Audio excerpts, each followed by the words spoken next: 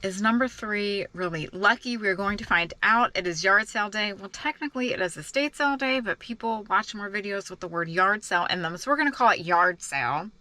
And I am at number 3 to get in a packed house. Let's see if we can find any treasure. Basement? Well, let's just try the basement. I forget what their products are. You do. Let's try the basement.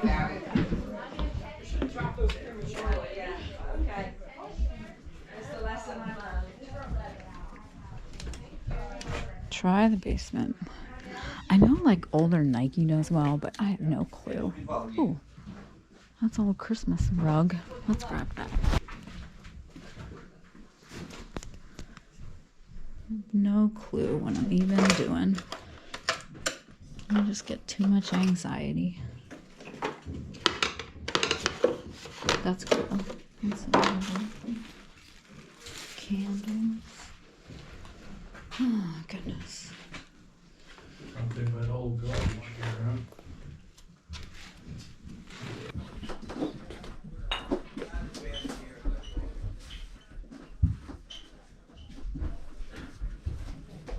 I think that's fake. It's like a doorstop. Those are neat. Made out of wood. Oh, coconuts. Made out of coconuts.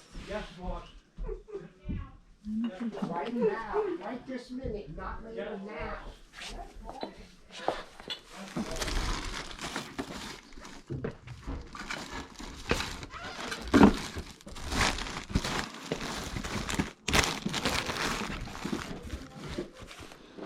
I probably missed shirts upstairs. Oh well.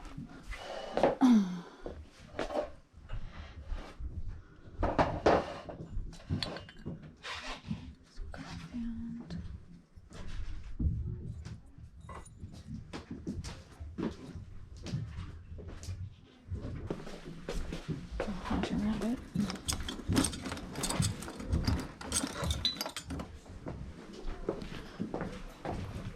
These are cool stairs.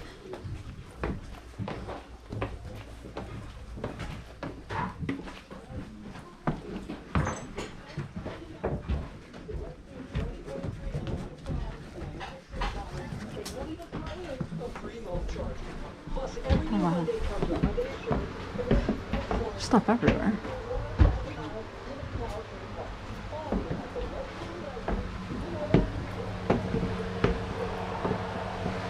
Everywhere, excuse me.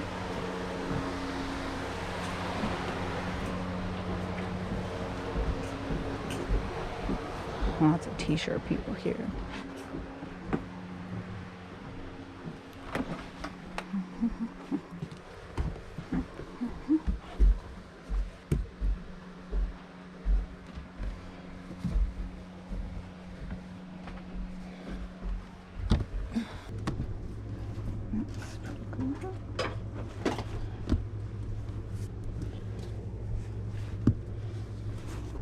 No spring chicken. Yeah, the competition for clothing here is pretty high. So if you can get a good bin and do well, that's what you do. That's pretty nice.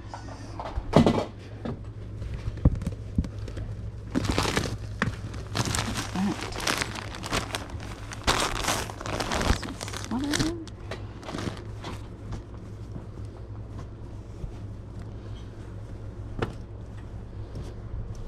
Lady short a lot of clothes. Looks like we might have some good shirts down here. Look at that. Oh, I like that. California. I like that. What is that?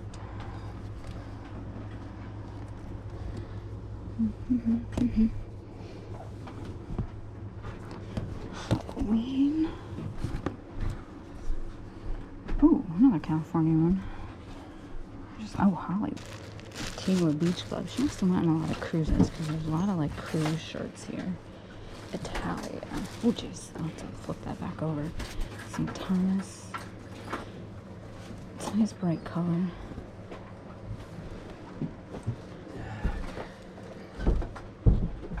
Putin Beach.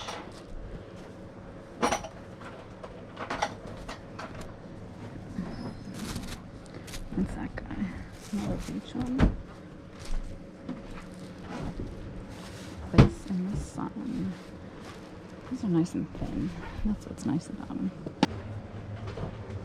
There they are on a cruise ship.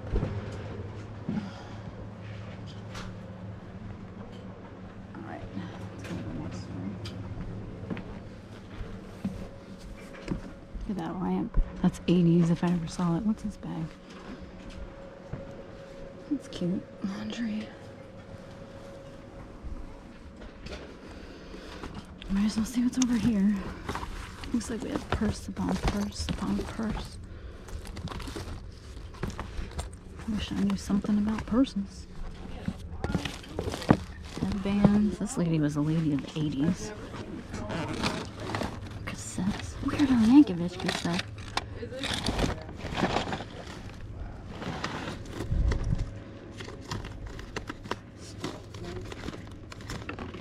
Cards. What's that? Or Bahamas hat. No pumpkins. Gotta look everywhere. I haven't even looked downstairs on the main floor. This is a jewelry room, I guess. I might check out and then come back, I think. My bag's way too big.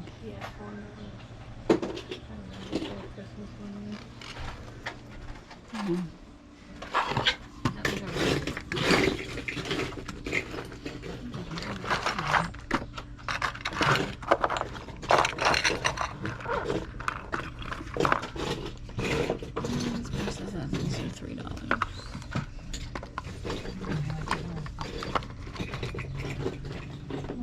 Earrings, $2 a pair.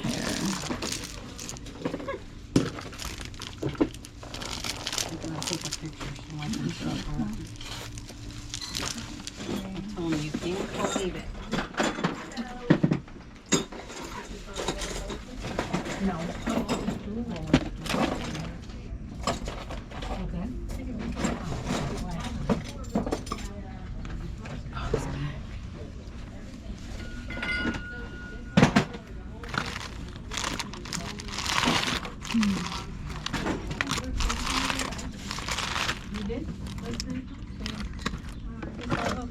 No, so they don't have the jewelry.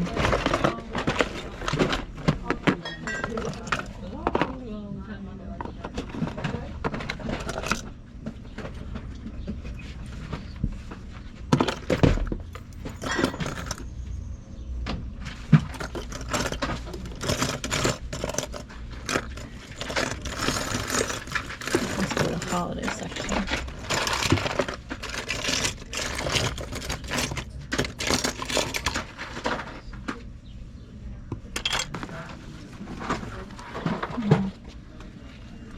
There's the Jetsons.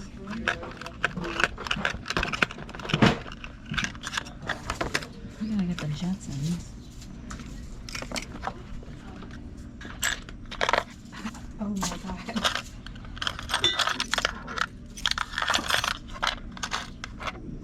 That's cool.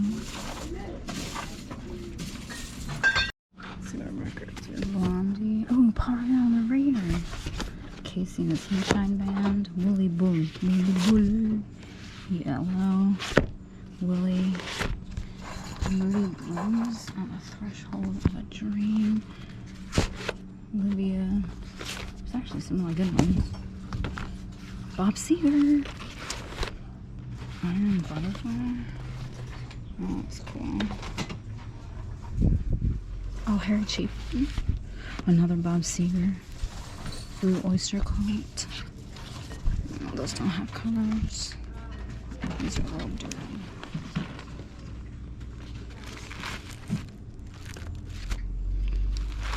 What is that? Journey. Departure. Oh, Survivor. The search is over. That's a good song. That's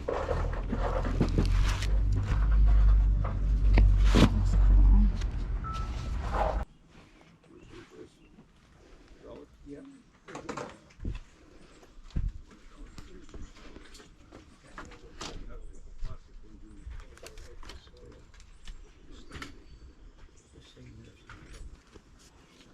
Well, he's not staying here, that's for sure. Come on, little Kermie. Come in with me. And this guy's just sitting right on top for me. Why, thank you. A little dirty, but that's okay. I knew there had to be a nail bag somewhere. Oh. You're cool. A little dirty. A little dirt don't hurt. Oh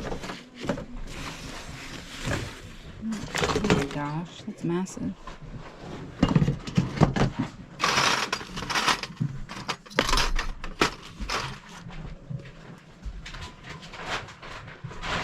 A little workshop back here.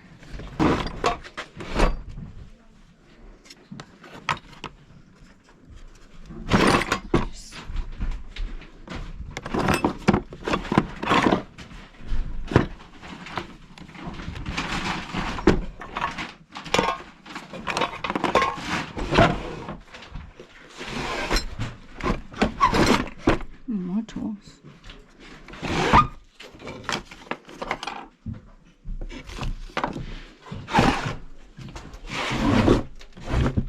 Oh, mouse was in there.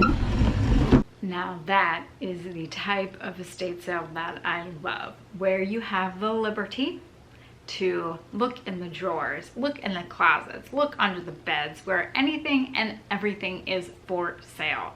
Now there are some people that do not like that type of sale. They think that it is disrespectful to go through someone's closet. Please understand that this has all been approved either by the actual people themselves that live in the home and that these items belong to, if they are still alive, or it's been approved by the family members, the executor to the estate. Sometimes when people have so much stuff, the only way that you can run a successful sale to get everything out is to have people dig for it, and people love doing that, including me. So this sale was successful. There was some competition, I should say, especially in the world of the vintage t-shirts. Now, vintage t-shirts, I think, are akin to the world of ephemera. People think just because it's old, you're gonna get lots and lots of money for it. It's just not true. Now, there are pieces out there that you will get lots and lots of money for, but then there are your just regular, average, everyday pieces that people just enjoy. Will you be getting $100 per pop for the thing? No way. Well, maybe depending on who you are, which I will discuss, but otherwise it's just your regular everyday things. And those were the clothing that were present at this house. Now, when I went in, I had no idea where I should start. I went into the basement. Maybe I should have went upstairs first. I don't know. It was a very small home. The air conditioner was broken and it was a hot day, but that was not going to stop me from digging. So yes, I went to the basement first, and that is where I found the first piece of clothing that I bought. I think I ended up buying between 15 and 20 shirts, I believe. So we have this February girl. It's Betty Boop. What does she say? I'm not getting old, I'm just becoming a classic. There are actually two of these down there. The tag has been cut off. They are that famous single dingle, single stitch that everyone talks about. You know, it's like you see a single stitch t-shirt, it's worth lots of money. Maybe, maybe not. What's the worth on this Betty Boop shirt? I have no idea. I have not looked it up. You know, this would kind of be well, it would have to be for someone that enjoys Betty Boop and that was born in February. If you like Betty Boop and you're born in February, then this shirt is for you. Got those. Then I ventured upstairs where there was already one person with a giant IKEA bag going through clothing. There were a lot of totes of clothes. The closets were filled, and then the clothes were also nicely laid out on one of the beds. And it kind of seemed like they were sorted by place. This woman that lived in this home, you could tell she was a total 80s and 90s lady. And she loved the 80s clothes and the 90s clothes, and she loved jewelry too.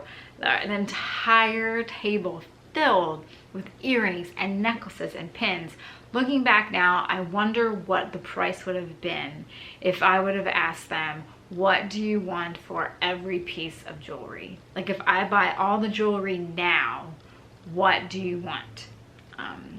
I don't know what that would have been. You figure they'd have to equate, okay, well, what if we have people that buy it for the price that it's selling for? Am I going to lose money? Looking back, maybe I should have just asked.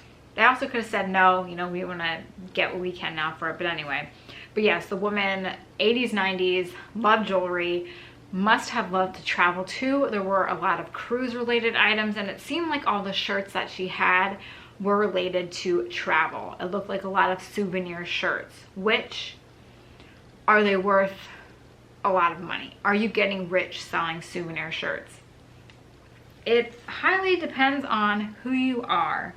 So for example, fortunately enough for me, a lot of these shirts are my size. I enjoy wearing vintage shirts. I have one on now. I think it's for like basketball team.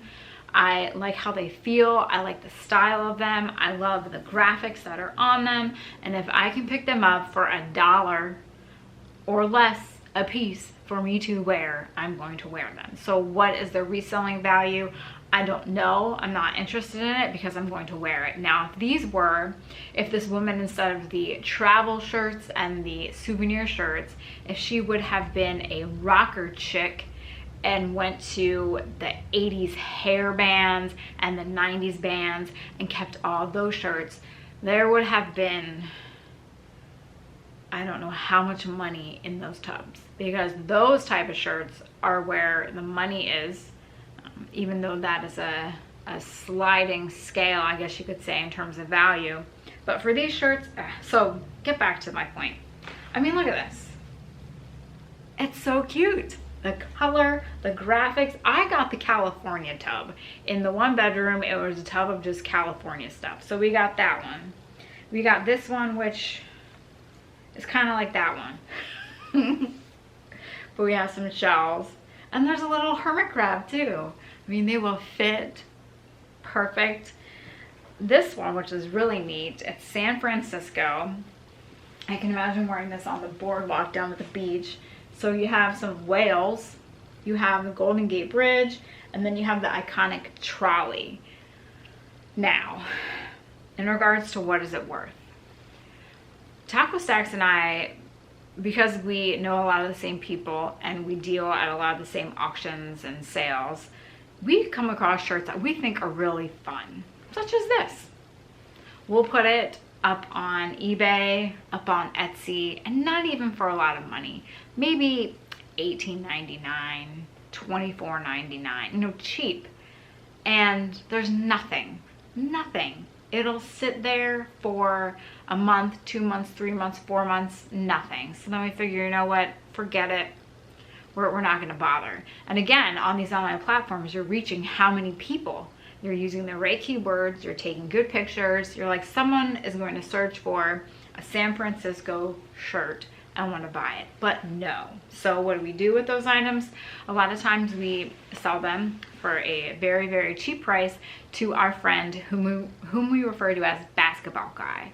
Now, Basketball Guy is well known on social media. He has an immense following. He has built up a brand, and he actually has, which I think I've mentioned it before, he has famous people buying from him.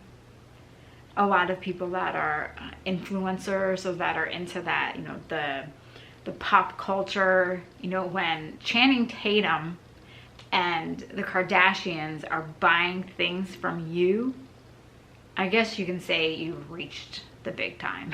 Now, I know for some you're like, could care less if Kim Kardashian bought a shirt for me, but I'm just saying that's the level that he's at. So, you know, we've had this up for how many months online? Can't even sell it for $18.99. It gets into the hands of Basketball Guy, who has that great following, and he sells it in, I don't know, a couple hours, a day, for much more money than we were asking. Why is that? Well, it's because of his following and his placing in the clothing industry, so to speak. that's why when I see, you know, other resellers telling new resellers, oh yeah, get into vintage clothing. You can make lots of money. Get into ephemera. You can make lots of money.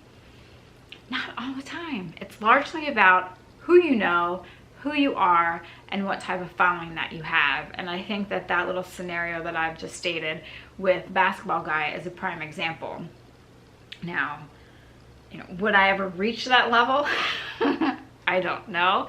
I just do like to caution people that just because so-and-so can sell it for X amount of money doesn't mean that you'll be able to. Not to be a Debbie Downer, but just being realistic, you know. Where are you located at? What platforms are you selling on? How do you go about selling? How are your photos? How are your descriptions? How is your competition where you're at? So there are all these different factors. So the other people that were there at the sale buying vintage shirts, they could be huge in the vintage t-shirt market. I have no idea. I didn't recognize any of them, but I don't really follow those people because I usually keep the shirts that I find. Except, of course, if I know it's worth a lot of money, if it's a vintage band shirt, etc. But it is about who you know and your connections. And sometimes you just, you know, you see it at the flea market. I could have something on my table for a cheap price and everyone's looking at it, no one buys it. One person comes along, they buy it, and then the next time at the flea market you see it on their table and they've sold it for triple what you sold it for. Well, how is that possible? Well, who do they know? What connections do they have? But after that rant, what other shirts? This is probably one of my favorite shirts that I bought. Italia. Love it. And then the pajama that I found. Who doesn't want a vintage Botany 500 Valentine's Day themed pajama? So I have the top and the bottoms. This is so soft and comfortable, and it has Cupid, the heart, and it says, "Be my Valentine." This one I could probably sell online because of what it looks like and it's themed. So that one, we'll have to see if it fits. The best piece that I found, let's get to that, what I think was the best piece in regards to reselling would be this. I did find this in the basement in like a little workshop area, and it is, so this is a cameo pendant locket. Ta-da! Now it's very rough, and it actually looks like they soldered the locket portion onto it, I think, or they put this on it. I don't know, but it has just like kind of a rough look to it. They added the little, we're gonna say choker, so it looks, oh, look how nice that looks. I love how that looks. So it has that great Victorian look to it. Wow, that's a showstopper. And this is just hanging out in the basement. You know, I'm pretty sure it's not 14 karat gold. If it was, wouldn't that be something? But it's just a nice piece and a very unexpected find. So this was worth going just for this little thing, you know, in terms of reselling. What else did we find? I did buy some of the other jewelry that they had. There was a lot to go through, like a lot. We got this great brooch, this little Scotty dog, which does have a maker mark on the back, so I'll have to look him up. I got a cute charm bracelet from Germany. So it has all different towns. I think Munich's on here somewhere, of course, maybe. Hopefully, I thought it was. No, is this sterling silver? I'm not sure. There's Munich. I'll have to look. I doubt it. I think they would have had it somewhere else if it was. We got that. And then we got, which was my favorite pin, a Elroy, Jetson, and oh my gosh, what was the dog's name? Jean, his wife, daughter, Judy, Astro. So we got that. How often do you find an Elroy and Astro pin? Not very often. randomly, Roger Rabbit was found again. I've been finding a lot of Roger Rabbit this year. It's a little rubber toy Roger Rabbit, and he was just sitting on a shelf, so he came home with me. I also found some stickers, a little collection of stickers. I was hoping maybe there would be some scratch and sniff stickers in here, but there weren't. But they're cute. These are like Victorian little trade cards, or the hands that have the messages like to, you know, true happiness be thine, those kind of things. We have some Eureka